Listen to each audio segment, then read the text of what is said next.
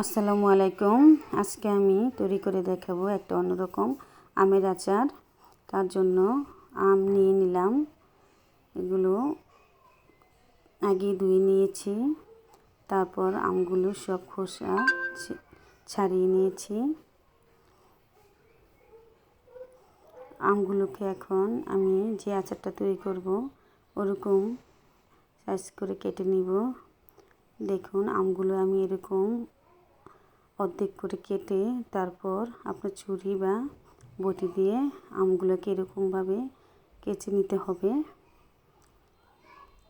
তারপর আমগুলোকে আমি 30 মিনিটের জন্য চিনি দিয়ে মেখে রাখবো, আর তাতে অনেকটা পানি ছেড়ে দিবে।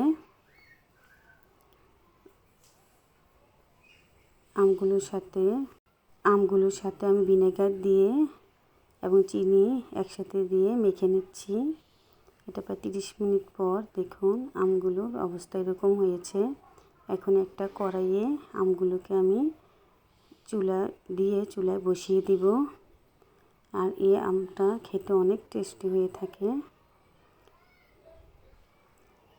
আমগুলো দিয়ে নিলাম, তারপর তার সাথে হাফ চা চামচ পরিমাণ হলুদের গুঁড়ো দিয়ে দিচ্ছি। এটা দিয়ে কালারটা সুন্দর হবে।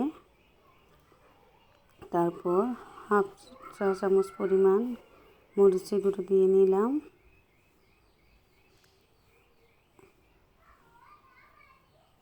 তারপর এগুলো আমের সাথে ভালোভাবে মিশিয়ে নিচ্ছি। তারপর 5 ফোড়নের গুঁড়ো করে রেখেছিলাম, তা 1 চা চামচ পরিমাণ দিয়েছি। দিয়ে আমগুলোর সাথে তা ভালোভাবে মিশিয়ে নিব। তারপর শুকনো মরিচ না ভেজে তা ব্লেন্ড করে আমি রেখেছিলাম, তার থেকে সামান্য পরিমাণ দিয়ে নিলাম। এখন আমগুলোকে ভালোভাবে নেড়ে চেড়ে যাতে সেদ্ধ হয় ওরকমভাবে রান্না করে নিব। এটা আমার আচার প্রায় হয়ে গিয়েছে। আর আপনারা অবশ্যই মিষ্টিটা চেক করে দেবেন, যদি চিনির প্রয়োজন হয় চিনি দিতে পারেন।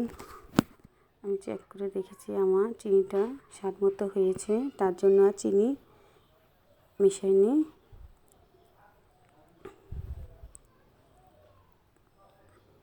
আর এটা তেল ছাড়াই অনেক মজার একটি আচার হয়ে থাকে। আর এই আচারটা আমি প্রায় কম মানুষ বানায় এরকম দেখিয়েছি। নতুন এক স্বাদে একটা আচার তৈরি করা হলো। আপনারা সবাই ভালো থাকবেন।